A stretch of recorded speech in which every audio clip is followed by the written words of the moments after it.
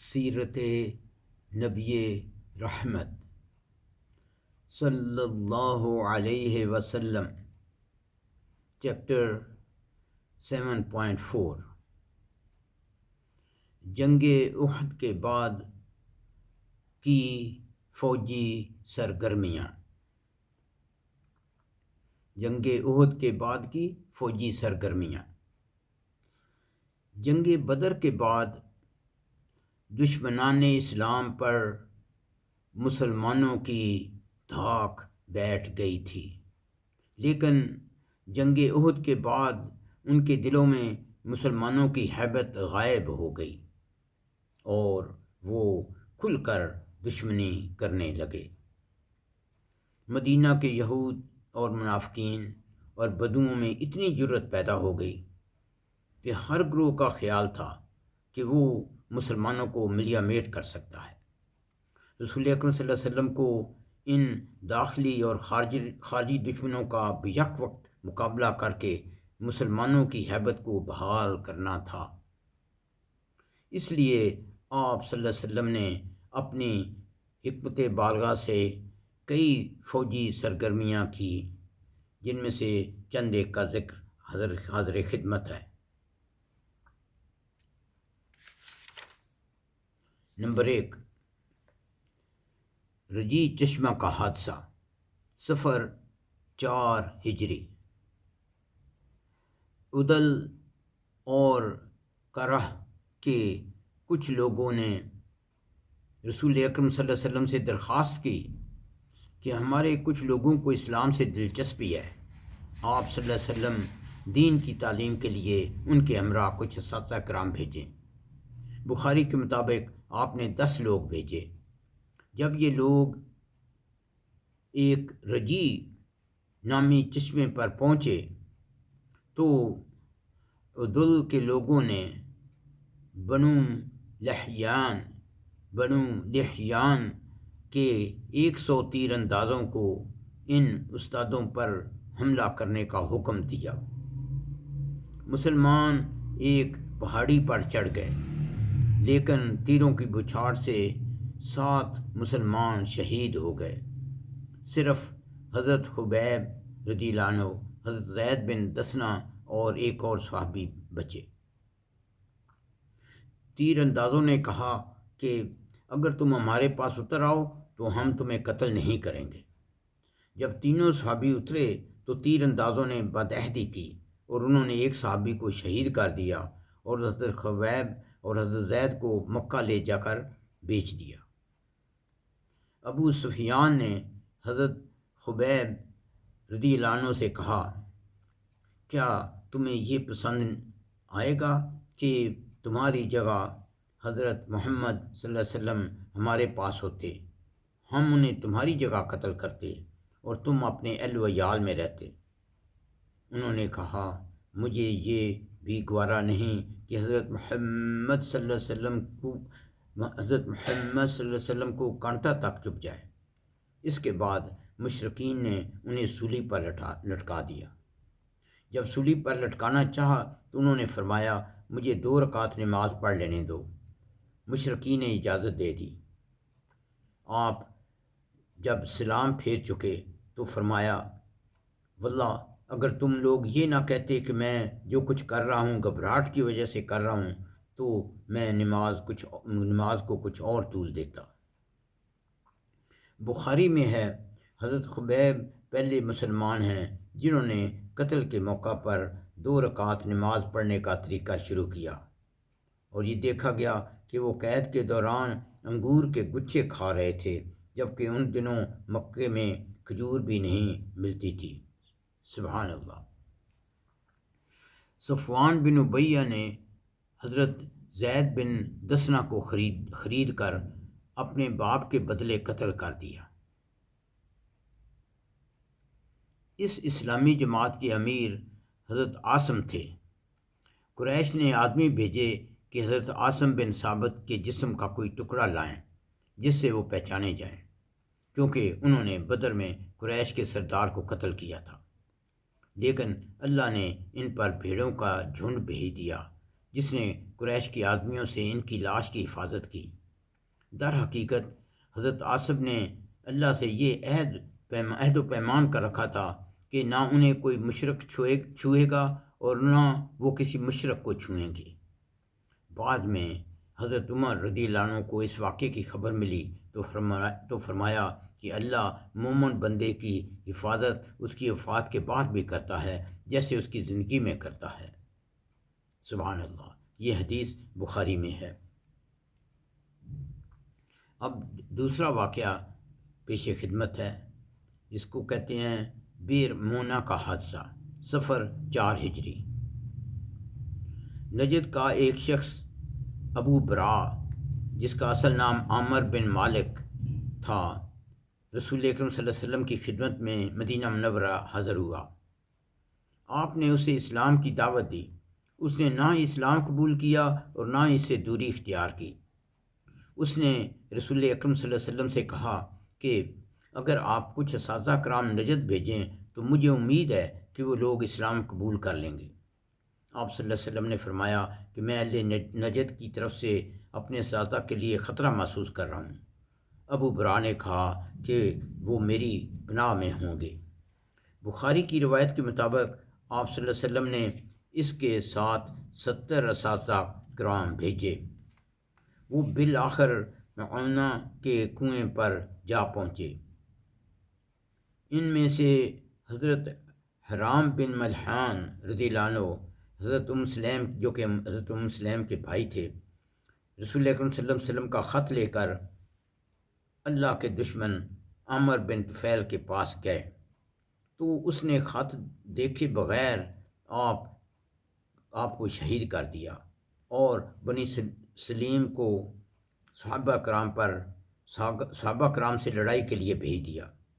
صحابہ کرام نے ان کا مقابلہ کیا لیکن سب کے سب شہید ہو گئے، صرف حضرت کعب بن زید کو زخمی حالت میں اٹھا لیا گیا۔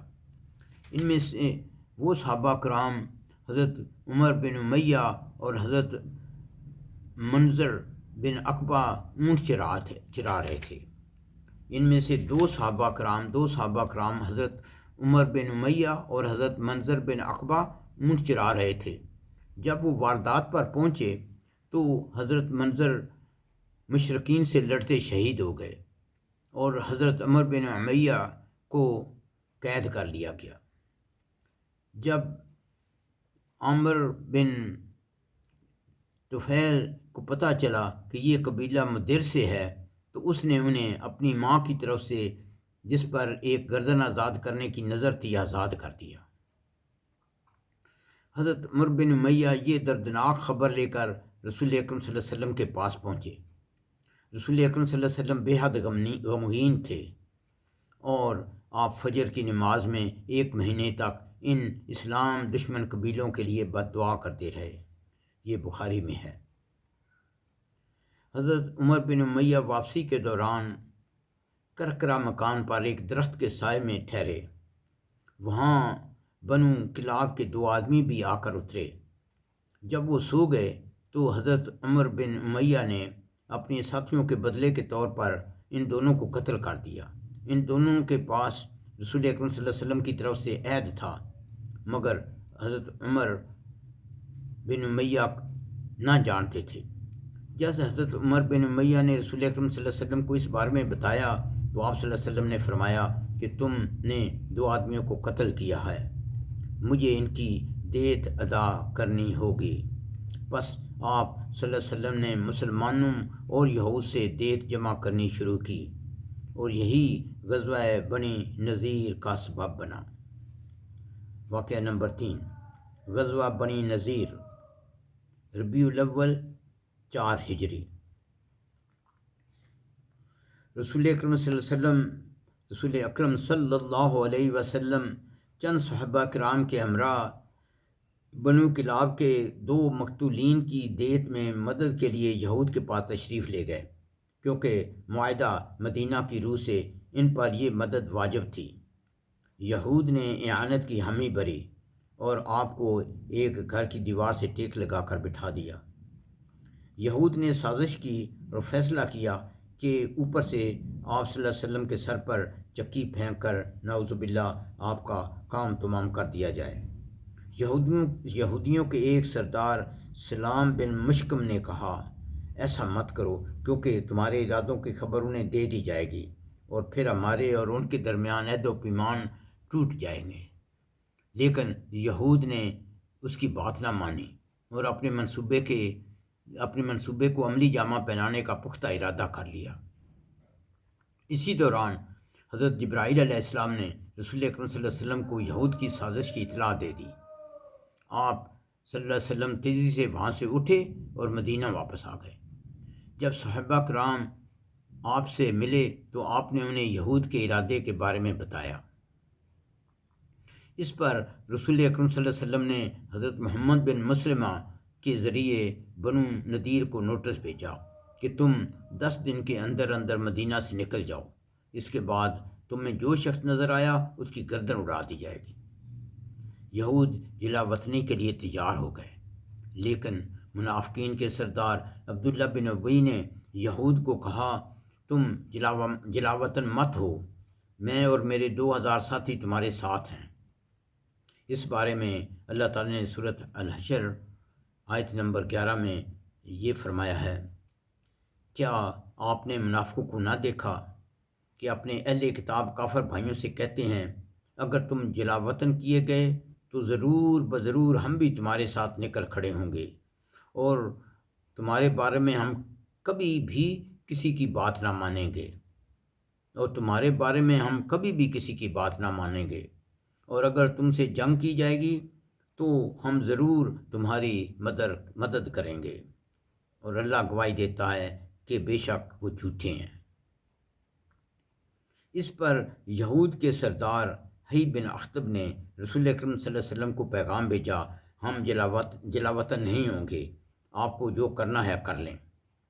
رسول اکرم صلی اللہ علیہ وسلم نے حضرت ابن مکتوم کو مدینہ کا انچارج بنایا اور اسلامی دستہ کے ساتھ بنو نذیر کے علاقے کی طرف روانہ ہو گئے۔ بنو نذیر نے قلعوں میں پناہ لی اور مسلمانوں پر تیر اور پتھر برساتے رہے۔ کیونکہ کھجور کے درخت یہود کے لیے ڈھال کا کام دے رہے تھے، اس لیے آپ نے حکم دیا کہ ان درختوں کو کاٹ کر جلا دیا جائے۔ سورۃ الحشر آیت نمبر 5۔ تم نے کھجور کے جو درخت کاٹے یا جنہیں اپنے تنوں پر کھڑا رہنے دیا، وہ سب اللہ کے اذن سے تھا، اور اس لیے کیا گیا تاکہ اللہ ان فاسقوں کو رسوا کرے۔ یہود کے محاصرے کے دوران یہود قبیلہ بنو قریظہ ان کی مدد کو نہ پہنچا اور نہ ہی ان کے حلیف قبیلہ بنو غطفان نے مدد کی۔ عبداللہ بن ابی نے بھی یہود سے خیانت کی۔ اللہ تعالیٰ نے منافقوں کے بارے میں سورۃ الحشر آیت 12 میں فرمایا، اگر وہ جلا وطن کیے گئے تو یہ ان کے ساتھ نہ نکلیں گے، اور اگر ان سے لڑائی ہوئی تو یہ ان کی مدد نہ کریں گے، اور اگر مدد کریں بھی تو وہ یقیناً بھاگ جائیں گے، پھر کہیں بھی وہ مدد نہ کیے جائیں گے۔ اللہ تعالیٰ نے یہ بھی فرمایا، منافقوں کی مثال شیطان کی سی ہے۔ سورۃ الحشر آیت 16 سے 17۔ اور ان منافقین کی مثال شیطان کی سی ہے، اول تو انسان سے کہتا ہے کہ تو کافر ہو جا، پھر جب وہ کافر ہو جاتا ہے تو کہہ دیتا ہے کہ میرا تجھ سے کوئی تعلق نہیں، میں رب العالمین سے ڈرتا ہوں۔ پس دونوں کا انجام یہ ہے کہ دونوں آگ یعنی دوزخ میں ہوں گے اور وہ ہمیشہ اس میں رہیں گے، اور یہ سزا ہے ظالموں کی۔ یہود کا محاصرہ 6 رات یا بقول بعض 15 رات رہا۔ اللہ تعالیٰ نے یہود کے دلوں میں رعب ڈال دیا تو انہوں نے جلا وطنی منظور کر لی، اور وہ 10 دنوں کے اندر اندر ہتھیاروں کے علاوہ گھر کے سب سامان اونٹوں پر لاد کر بعض خیبر میں اور بعض شام روانہ ہو گئے۔ صرف 2 آدمیوں یامین بن عمرو اور ابو سعید بن وہب نے اسلام قبول کیا۔ اس میں عقل مندوں کے لیے بہت عبرت ہے، جیسا کہ سورۃ حشر آیت نمبر 2 میں ہے۔ وہی ہے جس نے اہل کتاب کے کافروں کو ان کے گھروں سے ان کے پہلے حشر یعنی اجتماعی لشکر پر نکالا۔ تمہیں گمان بھی نہ تھا کہ وہ نکلیں گے، اور وہ خیال کرتے رہے کہ ان کے قلعے انہیں اللہ سے بچا لیں گے، تو ان پر اللہ کا عذاب ایسی جگہ سے آیا جس کا انہیں گمان بھی نہ تھا۔ اللہ نے ان کے دلوں میں رعب ڈالا اور وہ اپنے ہاتھوں سے اور مومنوں کے ہاتھوں سے اپنے گھر برباد کرنے لگے۔ پس اے بصیرت کی آنکھوں والو، اس سے عبرت حاصل کرو، اے بصیرت کی آنکھوں والو، اس سے عبرت حاصل کرو۔ واضح ہو، حضرت عمر رضی اللہ عنہ نے اپنے دور میں انہیں خیبر سے دوبارہ جلا وطن کیا اور شام کی طرف دھکیل دیا، گو وہ وہاں بھی شرارتوں سے باز نہ آئے۔ یہ دوسرا حشر تھا۔ رسول اکرم صلی اللہ علیہ وسلم نے یہود کے ہتھیار، زمین، گھر، باغات اپنے قبضے میں لے لیے۔ اس قسم کا مال غنیمت جس میں مسلمانوں کو بغیر لڑائی کے مال غنیمت مل جائے، فے کہتے ہیں۔ یہ سب رسول اکرم صلی اللہ علیہ وسلم کی ملکیت تھی اور اس سے خمس بھی نہیں نکالنا تھا۔ آپ صلی اللہ علیہ وسلم نے یہ مال مہاجرین میں تقسیم کر دیا، البتہ دو نہایت غریب انصاری صحابہ حضرت ابو دجانہ اور حضرت سہل بن حنیف رضی اللہ عنہم کو بھی کچھ عطا کیا گیا۔ امام ابو داود اور امام عبدالرزاق نے اس غزوے کی ایک اور وجہ بیان کی ہے۔ یہود نے رسول اکرم صلی اللہ علیہ وسلم سے کہا کہ آپ اپنے 3 عالم لے آئیں اور ہمارے بھی 3 عالم ہوں گے۔ ہمارے عالم آپ کی بات سنیں گے، اگر وہ آپ پر ایمان لائیں گے تو ہم سب ایمان لے آئیں گے۔ پس رسول اکرم صلی اللہ علیہ وسلم 3 صحابہ کے ہمراہ یہود کے پاس گئے۔ یہود نے رسول اکرم صلی اللہ علیہ وسلم سے قتل کے ارادے سے خنجر چھپا رکھے تھے، لیکن بنو نذیر کی ایک خیرخواہ عورت نے اپنے بھتیجے کے پاس جو انصاری مسلمان تھا یہود کے برے ارادے کی خبر بھیج دی۔ اس نے یہ خبر سرگوشی کی شکل میں رسول اکرم صلی اللہ علیہ وسلم کو بتائی تو آپ وہاں سے واپس آ گئے اور اسلامی دستہ کے ہمراہ یہود کا محاصرہ کر لیا۔ باقی تفصیل اوپر درج کر دی گئی ہے۔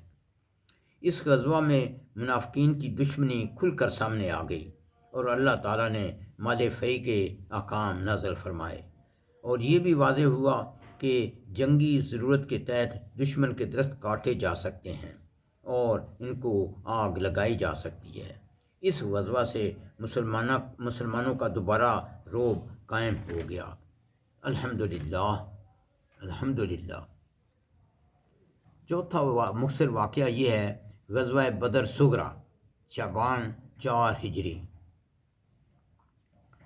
رسول اکرم صلی اللہ علیہ وسلم 1500 صحابہ کے ہمراہ طے شدہ جنگ بدر کے لیے روانہ ہوئے۔ آپ صلی اللہ علیہ وسلم نے حضرت عبداللہ بن رواحہ کو مدینہ کا انچارج مقرر کیا۔ آپ صلی اللہ علیہ وسلم بدر پہنچ کر مشرکین کا انتظار کرنے لگے۔ ابو سفیان 2000 مشرکین کے ساتھ مکہ سے روانہ ہوا۔ وہ مکہ سے ہی بد دل تھا۔ وادی مرزہران پہنچ کر بالکل ہمت ہار گیا اور ساتھیوں سے کہنے لگا کہ جنگ کے لیے موزوں وقت وہ ہے جب کھیت شاداب ہوں، جانور چر سکیں اور تم بھی دودھ پی سکو۔ اس وقت خشک سالی ہے، بس میں واپس جا رہا ہوں، تم بھی واپس چلے جاؤ۔ پورے لشکر سے کسی نے بھی اس کی بات کی مخالفت نہ کی۔ اس سے معلوم ہوتا ہے کہ سب لشکر پر مسلمانوں کی دھاک بیٹھ چکی تھی اور مکی لشکر واپس چلا گیا۔ رسول اکرم صلی اللہ علیہ وسلم نے 8 دن دشمن کا انتظار کیا۔ اس دوران مسلمانوں کو تجارت میں بہت فائدہ ہوا اور وہ مشرکین پر اپنا رعب جما کر بڑی شان کے ساتھ مدینہ واپس آئے۔ الحمدللہ۔ ربنا تقبل منا انک انت السمیع العلیم وتب علینا انک انت التواب الرحیم۔